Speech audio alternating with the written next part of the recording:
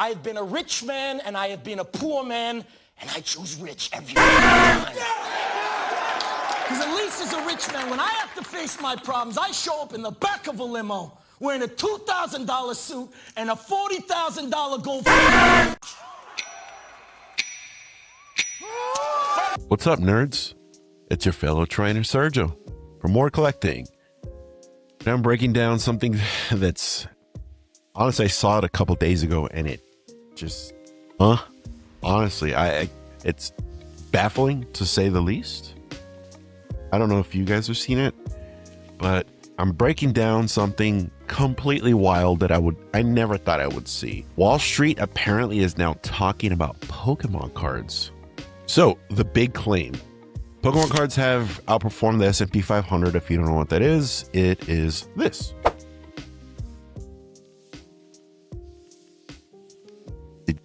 Did you read it? If you didn't, it's okay. By thousands of percent. Sounds crazy, right? But it's the reality. What does this mean for us? The fans, the collectors, and those who actually love this hobby. Is Pokemon officially cooked? If Pokemon was cooked with investment bros and scalpers, which was already a problem, but this adds fuel to the fire. If you want to watch that, you could here. Yeah, there. Here's a stat everyone's buzzing about. Pokemon cards have gone up 3,821% since 2004. How do I know that? Well, I wrote it down because I'm not an investment bro and I really don't care much about that. This is more information just for you guys. Meanwhile, the S&P 500, if you read what I just shared, crawled up around 483%.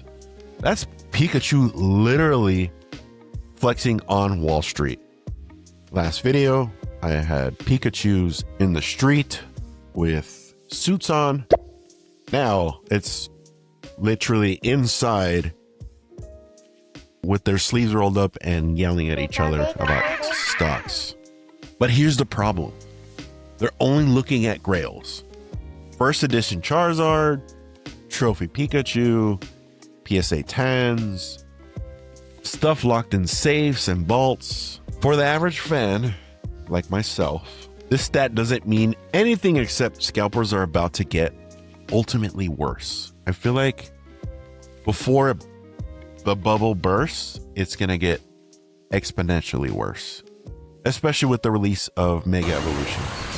I'm going to make a video on that next. So how did we get here?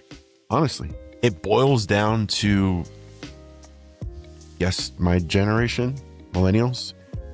It's a nostalgia tax. We now have jobs and bills. We grew up with this and when it was released, but also the urge to buy back their childhood, which is nuts to say out loud. Right now, condition hype is all I see on the internet, especially on Instagram. It's wild. I'm not even kidding. You could just scrape the internet on YouTube, on any platform that you're on, and PSA 10s are treated like oil reserves. It's nuts. A PSA 9? Congrats. You can maybe trade for it for some lunch money. I feel like this all cascaded together all at once in a short period of time. Pretty bad for us. I just hope I'm able to buy Pokemon EA. I hope there's no scalping on that, for the love of God. We'll see how that goes. Ever since I saw that and I looked into it a little further as far as the whole Wall Street thing, now my algorithm is flooded with Pokenomics, like analytics people talking about Pokemon like it's the stock market. It's actually kind of disgusting. And then you come to the influencer effect. Logan Paul, you know what I'm talking about, wearing a Charizard like a wrapper or like a chain, you know, around his neck. Was it? I guess it could possibly be that moment that Wall Street took notice because of the series of events that happened with that. Now, I don't know if Logan Paul is an actual fan of Pokemon. I don't know much about him other than all the controversial stuff that he did. I don't watch his videos. A big part of it too is a pandemic boom. Lockdowns made everyone dig out their binders and rediscover that they were sitting on cardboard gold. So that's the cocktail that made Wall Street think it's more than a hobby. It's asset classes. I feel disgusting even saying that. And this is where I get a little serious. If Pokemon becomes nothing but an investment vehicle, the hobby is really, really in trouble. I could be just sitting with whatever cards I have and just staring at what I have, because it's going to be extremely hard at even a booster pack. At this point, scalpers are already ruining drops. Sets sell out in seconds. Regular fans can't even buy an ETB at retail. It's ridiculous. I remember not even 2 years ago, go to Sam's Club or any retailer really, and they had an abundance of Pokemon cards. It's spiraling out of control. Then it leads to shops raising their prices. Oh my gosh. Look, here's a good example. Me and my wife, we went to go look for Pokemon cards, and because her and I enjoy opening packs together. It's like our thing. We love doing it and see what comes of it. And she knows what my favorite Pokemon cards are. She loves the names. She's a big fan of Eevee. I'm kind of like introducing it to her a little bit. For a couple of years, she just knew that I played it on my Switch and my DS, my 3DS, and that was the extent of it. I never had conversations with her about it up until now, which is weird. So me and my wife are on this journey to go look for some booster packs, not booster bundles, just packs, because we already knew the booster bundles were going to be extremely overpriced, 2 to 3 times MSRP or retail. Oh my God. Okay. There were shops that had one booster pack of Destined Rivals at $14. Prismatic was even more than that. I think I saw it at $16. One booster pack. That's it. I'm not even kidding. It happened from like a week to the next. Last week, Black Bolt and White Flare, I think I saw them for roughly $6 to $7 on the secondary market. But this week, now it's 10. Crazy. And I'm sure the news coming out of Wall Street, everything's going to become more expensive. So I feel bad for everyone, especially for the younger generation that just wants Pokemon cards. It's sad to say because I have a local card shop. I love going there. But now there's a sentiment that your local card shop now looks and feels like a real physical eBay shop. It's weird. Now it feels like all these card shops are just, okay, let's look at TCG Player or eBay and see how much it's going for, and we're going to readjust our prices. It sucks. Yeah, totally sucks. Because then you're squeezing out a certain demographic that purchases the cards, and you're only going to price people out. That's what's going to happen. So ultimately what it leads to is no one's going to buy them. Then you're going to lose money anyway, because people aren't going to get that desperate. Then it turned into a form of classism. Then people with money to burn, they're the only ones going to be buying this. It sucks. It feels horrible to say and feel it coming out of my mouth, but that's what it looks like right now. It's like collectors get so squeezed. That's how I feel. If you're not chasing a PSA 10, especially a chase card, the narrative I feel is that my cards are worthless. And one of my next videos, I'm going to be sharing with you guys what are the valuable cards to me because I like them and they're my favorite Pokemon, not based on prices. I look forward to sharing that with you guys. I remember being a kid and taking my binder to school, which there was like some controversy when we were kids about Pokemon altogether. Pokemon, Pocket Monster, the spiral. And it stands for what? Male fertility. It's supposed to be able to mesmerize and hypnotize its enemies. This character over here is called Mewtwo. Every time that you see Mewtwo, he's in this pose. 3 fingers. It means hail Satan.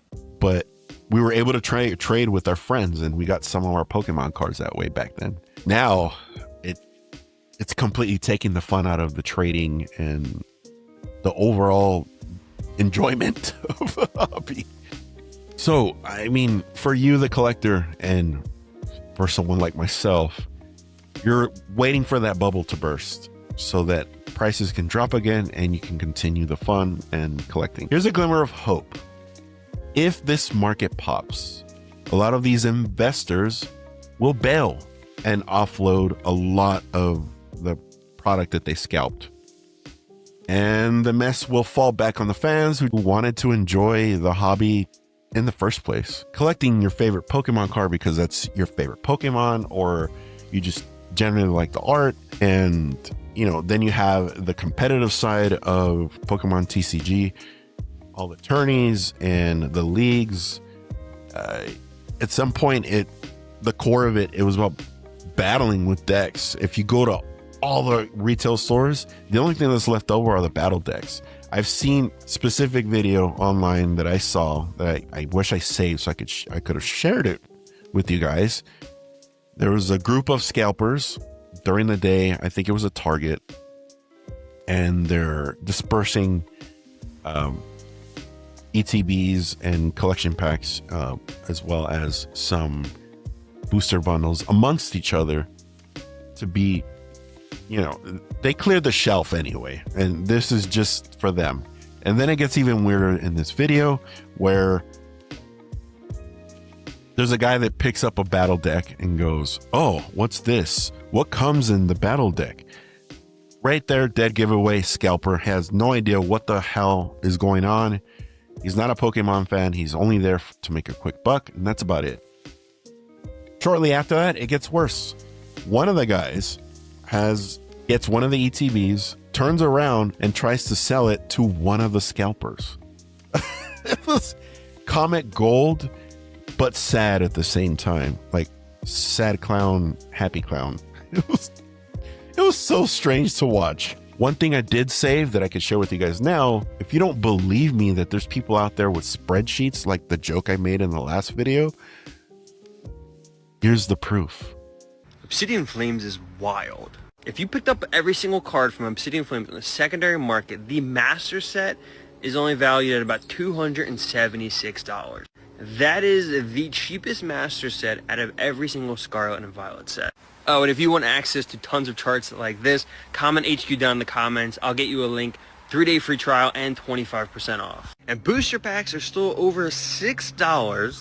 They're turning them into spreadsheets. Your favorite Pokemon is now on a boring spreadsheet with gains and ROI charts. The soul of the hobby dies as soon as it lands on here. So, is it really cooked? In continuation from the last video with this new piece of information, here's my take. Yes, maybe.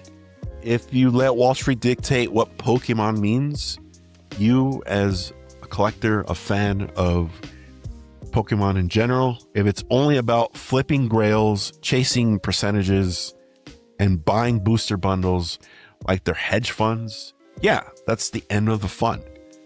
Regardless of who does what. It's investors, Wall Street, scalpers. It's on us as a community to kind of combat that. Number one, don't buy from scalpers. You don't buy from them, they don't have a business, and then they offload their stuff. Yeah, I'm definitely at some point I'm going to make that into a t-shirt. Don't feed the scalpers. And the other side of the coin, as I'm already alluding to, no. If you actually love Pokemon, if you still get joy ripping packs, hunting down your favorite card, or building a binder page that makes you smile at the end of the day, whenever you do come across anything at retail or MSRP that you get your hands on, then it becomes even more special. Opposed to having 40 booster packs and a bunch of ETBs and a bunch of booster bundles and just flying through them. We've all seen the videos. There's people where they're just ripping through packs and there's empty packs just everywhere. A mound of them. It's kind of sad. For me, Pokemon isn't cooked because I actually love it. At some point, I'll share. I know I spoke on spreadsheets earlier and putting them on there, that's where it dies. But trust me, my spreadsheet's a little different. All it has is my favorite Pokemon and the cards I want. And that's it. There's no numbers, nothing at all. It's just I needed somewhere to catalog all of my favorite Pokemon. And I'll share that with you guys soon. And I really do love Pokemon. I grew up with it. I still rip packs for fun. And I'll keep collecting whether Wall Street cares for it or not. It's just, or the vast majority of the people have leaked into what do you call it? Like Pokemondon? Pokeupia? I don't know. But I want to hear from you.